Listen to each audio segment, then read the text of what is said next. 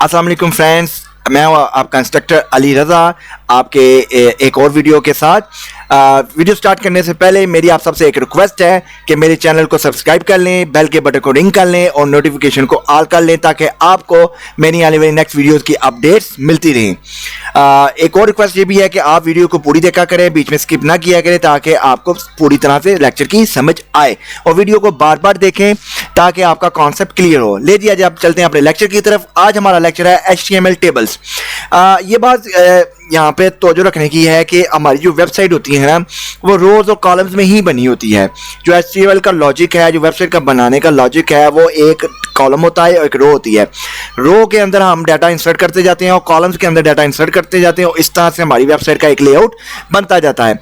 आज हम देखेंगे कि हम अपनी वेबसाइट के लेआउट में के ऊपर कैसे काम कर सकते हैं।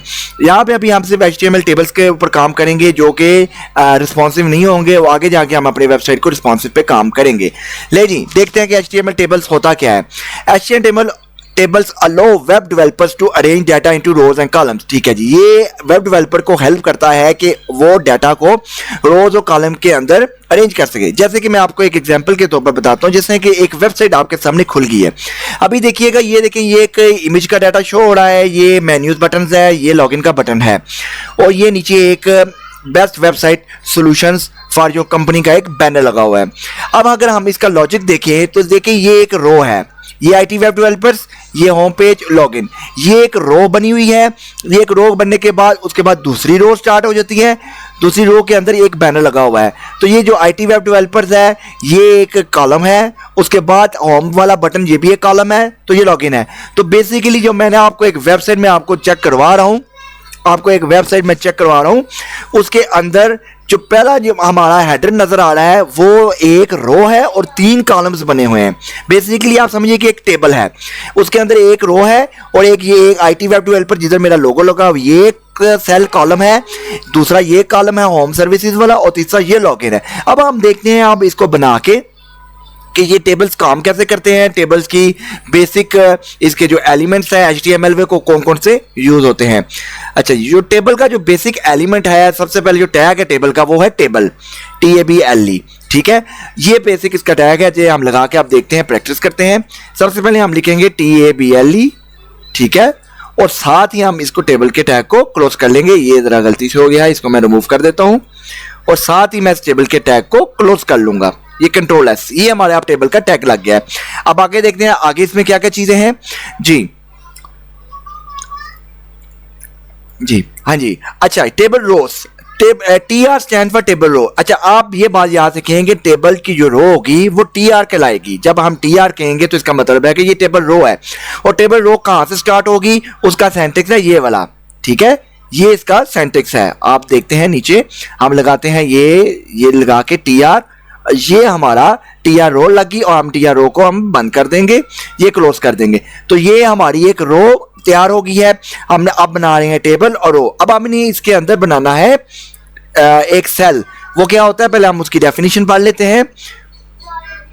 Table cell, table TD stand for table cell. अच्छा, टेबल सेल जो होते हैं वो TD से स्टार्ट होते हैं। ठीक है, और TD का क्या होता है, वो एक कॉलम है, जो भी सेल है वो TD के टैग से स्टार्ट होगा। वो हम लगा के देखते हैं अब TD का स्टैंड। ठीक है, अब यहाँ पे हम एक रो हमने बना ली है। अब इसके अंदर हम एक TD का सेल लगाएंगे इस तरह से करके और ये हमारा TD का एक सेल बन गया। अब हम अपनी आउटपुट देखते हैं, हमारे पास आउटपुट क्या है ये जी। ठीक है जी, ये हमारे पास रिफ्रेश किया। अभी इसमें आउटपुट नहीं है क्योंकि हमने इसके अंदर कोई डाटा वगैरह नहीं लगाया। अब हम इसके अंदर कुछ एग्जाम्पल के तौर पर डाटा लिख लेते हैं। फॉर एग्जाम्पल मैं इसके अंदर एक ये पीक पैराग्राफ वाला टैब पैराग्राफ वाला राइट कर देता हूं और Ctrl+S कर देता हूं। अब मैं इसको रिफ्रेश करूंगा। अब ये देखिए, ये एक रो बन गई है और एक कॉलम बन गया है। अब इसके अंदर मैंने अगर इसको 3 कॉलम्स बनाने हैं यानी कि 3 सेल्स बनाने हैं तो उसका तरीका क्या होगा, मैं सिंपली इसको कॉपी करूंगा, एक TD को, एक सेल को, और पेस्ट करूंगा और फिर इसको दोबारा। अब मेरे पास क्या है जी कि एक रो है, रो के अंदर मैंने 3 सेल्स बनाए हैं। अब सेल्स बनाने के बाद मेरा क्या रिजल्ट आता है वो मैं आपको दिखाता हूं। ये देखिए 3 आपके सामने। अब देखिए हमारा जो वेबसाइट का एक लेआउट बनने की शक्ल में आ गया। जैसे मैंने आपको ये दिखाया था कि ये कॉलम, एक रो, ये दूसरा कॉलम, ये तीसरा कॉलम। इसी तरह ही मैंने इसमें किया है कि ये एक मैंने रो बनाई है। अब ये यहां से लेके ये एक रो है टेबल की। अब इस टेबल के अंदर क्या क्या चीजें रो आ रही हैं, उसके अंदर आपका आ रहा है एक सेल, एक कॉलम, ये दूसरा सेल और ये तीसरा सेल। तो ये हमारा एक वेबसाइट की कोई शेप, कोई लेआउट नजर आना शुरू हो गया है। तो टेबल के अंदर आप कोई भी वेबसाइट को एक शेप की तरह से, एक लेआउट की मदद से बना सकते हैं। तो ये आज टेबल का कॉन्सेप्ट था। टेबल के लिए हमने क्या लिया जी, टेबल का टैग लिया, उसके बाद एक रो लगाई टीआर। अच्छा, अब अगर मैंने नीचे एक और रो बनानी है तो मुझे सिंपली क्या करना पड़ेगा कि एक और रो क्रिएट करनी पड़ेगी, टीआर, और रो क्रिएट करने के बाद रो क्लोज करनी पड़ेगी। अब मैंने इसके अंदर डाटा लगाना है। तो मैंने अगर फॉर एग्जांपल दो टेबल बनाने हैं तो 2 टीडी को मैं कॉपी करूंगा और इसको पेस्ट कर दूंगा और कंट्रोल एस करूंगा। अब मैं देखिएगा रिफ्रेश, अब देखिएगा ये 2 बन गए। तो आपको कॉन्सेप्ट का पता लग रहा है कि टेबल का कॉन्सेप्ट क्या होता है कि आपने रोज और कॉलम्स के अंदर जब हम काम करेंगे तो वो टेबल की मदद से करेंगे। ठीक है, उसके बाद आगे देखते हैं कि आगे हमारा लेक्चर क्या है जी, टेबल हेडर्स। अच्छा जी, अब टेबल हेडर्स क्या होता है जी, कि ये अब कहता है कि sometime you want to your cells to be table header cells. Sometime आप क्या करते हैं कि आप अपने सेल्स में ना टेबल हेडर को लगाना चाहते हैं। ठीक है, तो वो क्या होता है कि वो बेसिकली हेडिंग के तौर पर इस्तेमाल होता है। ऊपर आप हेडिंग लिखते हैं, नीचे आपके टेबल के कॉन्टेक्स्ट आ जाएंगे। तो वो क्या होगा कि एलिमेंट्स जो आपके टेबल टैग में, आप टीएच टैग में, हेडर में जो भी आप डाटा लगाएंगे वो उसका बोल्ड करके शो करेगा और सेंट्रलाइज शो करेगा। इसलिए टीएच शुरू किया जाता है। बेसिकली हेडिंग के लिए यूज किया जाता है कि टेबल के ऊपर अगर आप हेडिंग शो करना चाहते हैं तो उसके लिए आप टेबल हेडर्स यूज करेंगे, जो कि टेबल हेडर्स का टैग कहां से स्टार्ट होगा, टीएच से। तो हम आज अब मैं नीचे अब आपको वो लगा के दिखाता हूं कि आप टेबल हेडर के कैसे कर सकते हैं। अब जैसे हम एक इधर से नीचे लेते हैं, एक टेबल लेते हैं, टेबल का टैग ले लिया हमने। ठीक है, इसके अंदर आपने एक रो क्रिएट करनी है और रो को क्लोज करना है। अब हमने 3 टेबल हेडर्स बनाने हैं, यानी कि 3 हेडिंग्स आपने बनानी है कि हमारी 3 हेडिंग्स ऊपर शो हो जाए और उसके हेडिंग्स के नीचे हम अपना दूसरा डाटा शो करा दें। तो वो कैसे होगा, वो ऐसे होगा कि हम एक टेबल का टैग लेंगे टीएच, क्योंकि हमने 3 शो कराने हैं तो हम 3 टैग्स लेंगे। ठीक है, हम इसको कॉपी कर लेंगे। ठीक है, 2 3, ये हमने 3 दफा कॉपी कर लिया। अब हम इसमें अपना नाम लिखते हैं, किसमें लिख देते हैं नेम, इसमें लिख देते हैं हम ईमेल, इसमें लिख देते हैं हम फोन। ठीक है, अच्छा अब देखिए हमारे पास आउटपुट क्या आती है वो भी हम देख लेते हैं रिफ्रेश करके जी। ये देखिए, ये हमारे पास देखिए अब 3 हेडर बन गए हैं। एक नेम का हेडर बन गया है, एक ईमेल का हेडर बन गया है, फोन का हेडर बन गया। अब हमने करना क्या है, अब हमने नेम के नीचे नेम लिखना है, ईमेल के नीचे ईमेल लिखना है और फोन के नीचे फोन लिखना है। तो वो हम कैसे करेंगे, उसके नीचे डाटा कैसे शो कराएंगे, उसके लिए हम आपको अब लॉजिक बताते हैं। उसका हम लॉजिक बताएंगे। नीचे हम एक नई रो क्रिएट करेंगे टीआर। ठीक है, रो को क्लोज करेंगे। अब हमने डाटा शो कराना है तो हम बारी बारी एक एक सेल बनाते जाएंगे। टीडी का सेल बना लिया और सेल के नीचे हम उसका नाम है, जो टेबल हेडर नेम है, उसका नेम दे देंगे अली रजा।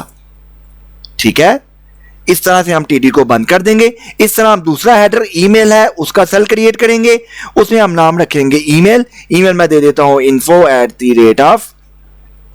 info@itweb.com। ठीक है, उसके बाद ये सेल क्लोज कर दूंगा। उसके बाद तीसरा फोन नंबर का मैंने देना है नीचे, तो फोन नंबर के लिए मैं एक और सेल क्रिएट करूंगा और इसमें मैं अपना नंबर दे देता हूं।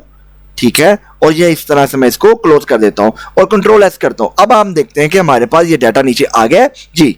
ये देखिएगा हमने क्या किया जी कि नेम के नीचे अली रजा शो करा दिया, ईमेल के नीचे इन्फो का ईमेल शो करा दिया और फोन के नीचे हमने फोन नंबर शो करा दिया। तो आपने देखा कि आज के लेक्चर में कि हमने किस तरह से एक टेबल को क्रिएट किया। टेबल के अंदर 2 चीजें बेसिक होती है, एक रो होता है और एक सेल्स होते हैं, कॉलम्स होते हैं। रो को हम टीआर से शो करते हैं। ठीक है, ये रो को हम शो करेंगे टीआर से और जो सेल है उसको शो करेंगे टीडी से और उसके अंदर हम डाटा लगा लेंगे। जितने आपने सेल्स बनाने हैं आप टीडी लगाते जाएं, वो आपके सेल्स क्रिएट करते जाएंगे। इसके बाद हमने पढ़ा टेबल हेडर। अगर हमने टेबल के ऊपर हेडिंग देनी है तो उसके लिए हम टेबल हेडर यूज करेंगे। उसका क्या लॉजिक है, उसका लॉजिक है टीएच से स्टार्ट होगा। जितने हेडर आपने बनाने, अब फॉर एग्जांपल अगर मैंने यहाँ पे 5 हेडर बनाने हैं तो मैं यहाँ पे 2 और हेडर ऐड कर दूंगा, ऐसे ऐसे। अब इसमें मैं फील्ड कर देता हूं, फोन के बाद लिख देता हूं सिटी और इसके आगे मैं लिख देता हूं कंट्री। अब देखिएगा हमारे पास क्या होगा, अब हम इसकी जाके आउटपुट देखते हैं और इसको कंट्रोल एस कर देते हैं पहले। अब मैं इसको रिफ्रेश करता हूं।